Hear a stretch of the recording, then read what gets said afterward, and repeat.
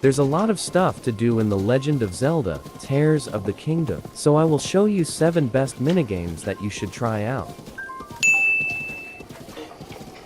Located near Rito Village, the flight range should be familiar to anyone who's played Tears of the Kingdom's predecessor, Breath of the Wild. In that game, the flight range serves as a practice area for shooting arrows in mid-air, but its sequel changes things up a bit.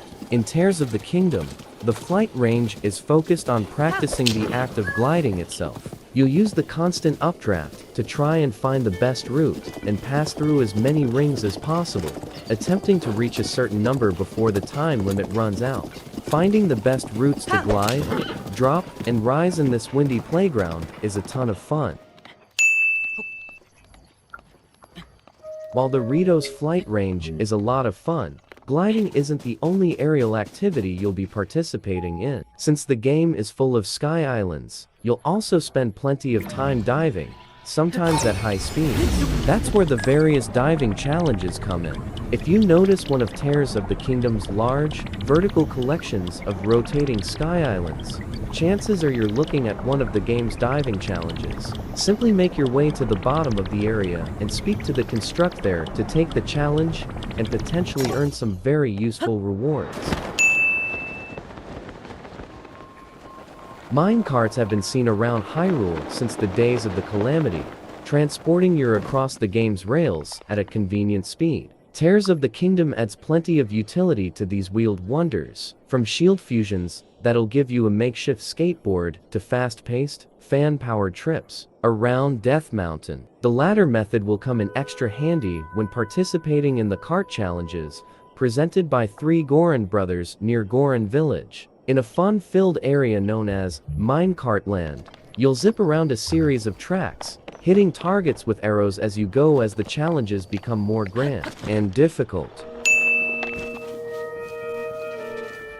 If you happen to make your way to Lurelin Village in Breath of the Wild, you may have come across the treasure chest shop there. This unique store would allow you to spend a small amount of rupees to gain a chance to open one of 3 chests. Pick the right one, and you might just walk away with a large amount of rupees, sometimes for more than what you paid to participate. The treasure chest shop returns in Tears of the Kingdom. Although it's changed a bit, at no cost, you'll open one of the chests, and the type of rupee you find will determine which of the shopkeeper's prizes you'll walk away with. It's a nice twist on an already fun idea.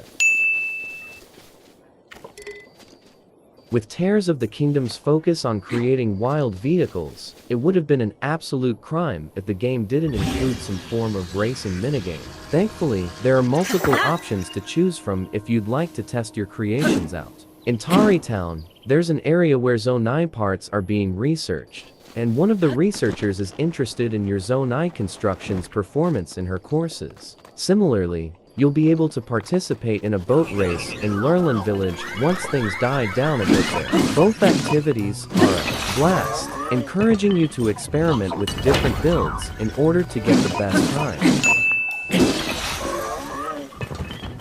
Tears of the Kingdom is surprisingly full of children, from young toddlers to teenagers. As expected, they spend much of their time running and playing, and you can occasionally join in on the fun. In Gerudo Village, you'll come across a young girl standing near an odd-looking orb. Ask her if you can have it, and she'll agree, on one condition: you'll have to participate in a game of hide and seek first. She'll hide a small plush version of the game's sand seals, and you'll need to search the area for it before time runs out. It's nice to see kids being kids, even in the face of impending doom.